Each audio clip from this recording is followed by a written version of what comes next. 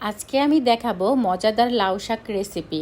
তো প্রথমেই আমি লাউ শাকটাকে কেটে ভালো করে ধুয়ে নিয়েছি। এখন আমি একটা প্যানে এটাকে ভাপ দেওয়ার জন্য বসিয়ে দিয়েছি।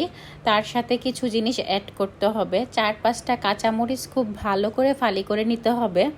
তার সাথে অ্যাড করতে হবে একটা পেঁয়াজ কুচি, আর সাথে একটু রসুন, একটা রসুনের হাফ অ্যাড করতে হবে। আর এই পর্যায়ে লবণ দিয়ে দিতে হবে পরিমাণ মতন। লবণটা যার যার পরিমাণ মতন দিয়ে দিবেন। এই পর্যায়ে আমি একটা ঢাকনা দিয়ে শাকটাকে ঢেকে দিব 5 মিনিটের জন্য, যেন শাকটা একটু নরম হয়ে যায়। আর সাথে যে পেঁয়াজ, কাঁচামরিচ প্লাস রসুন দিয়েছে এটাও যেন একটু সিদ্ধ হয়ে যায়। 5 মিনিট পরে আমরা ফিরছি। 5 মিনিট পরে দেখলাম আমাদের শাকটা একটু নরম হয়ে গিয়েছে।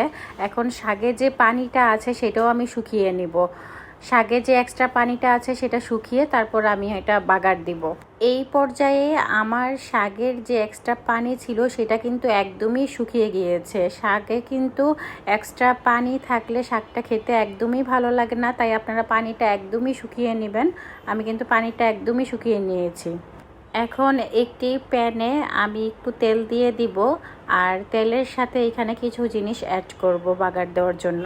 একটা রসুনের হাফ আমি কেটে নিয়েছিলাম কুচি করে, আর সাথে একটা পেঁয়াজ কেটে নিয়েছিলাম।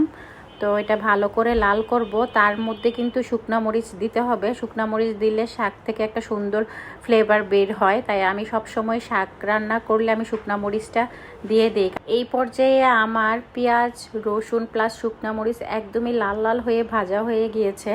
এখন আমি আগে থেকে যেই শাকটা ভাপ দিয়ে রেখেছিলাম ওইটা আমি দিয়ে দিলাম এর মধ্যে।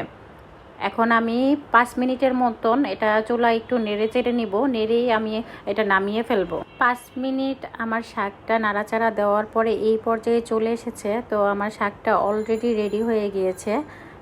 একদমই কিন্তু আমি পুরো কাঁচা কাঁচা রেখেছি। এটা কিন্তু গরম ভাতের সাথে খেতে খুবই মজা লাগে এই লাউ শাকটা। ফাইনালি রেডি হয়ে গিয়েছে আমার লাউ শাক ভাজি। এখন এটা আমি গরম গরম খাবারের সাথে পরিবেশন করব। আমি খাবার টেবিলে অলরেডি নিয়ে এসেছি। সো এইভাবেই তৈরি করে ফেলবেন আপনারা বাসায় লাউ শাক ভাজি। So thanks for watching.